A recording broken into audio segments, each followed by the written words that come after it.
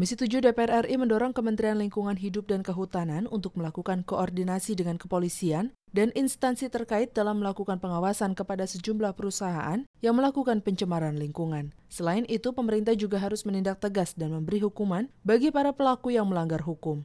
Usai rapat kerja dengan Menteri Lingkungan Hidup dan Kehutanan Siti Nurbaya beserta jajarannya di Gedung Nusantara 1 DPR RI Jakarta baru-baru ini, Ketua Komisi 7 DPR RI Gus Irawan Pasaribu menegaskan, harus ada penguatan koordinasi antara Kementerian LHK dengan kepolisian serta stakeholder terkait untuk melakukan pengawasan pencemaran lingkungan yang dilakukan oleh sejumlah perusahaan. Gus Irawan juga menghimbau Kementerian LHK untuk memberikan sanksi tegas bagi pelanggar sehingga memberi efek jerah.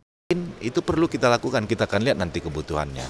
Tapi kita dorong bahwa soal isu lingkungan ini kan isu yang krusial gitu ya. Masyarakat itu dirugikan dengan lingkungan yang katakanlah tidak layak begitu. Dan negara harus hadir di situ. Dan kemudian untuk itu penegakan hukum menjadi sangat penting supaya ada efek jerah di mereka yang mencemari lingkungan. Hal senada disampaikan anggota Komisi 7 DPR RI Joko Purwanto yang menyatakan Kementerian LHK harus memiliki semangat dalam penegakan hukum bagi para pelaku pencemaran lingkungan yang melanggar hukum. Hasil rapat kerja kami dengan Menteri Lingkungan Hidup, kita sudah melihat bagaimana semangat daripada Ibu Menteri yang luar biasa untuk bagaimana terus melakukan penegakan hukum, memberikan sanksi-sanksi kepada pihak-pihak terkait yang diduga melakukan pelanggaran-pelanggaran hukum, dan harapannya kemudian ke depan semua hal yang terkait dengan pelanggaran hukum itu bisa tertegakkan dengan baik.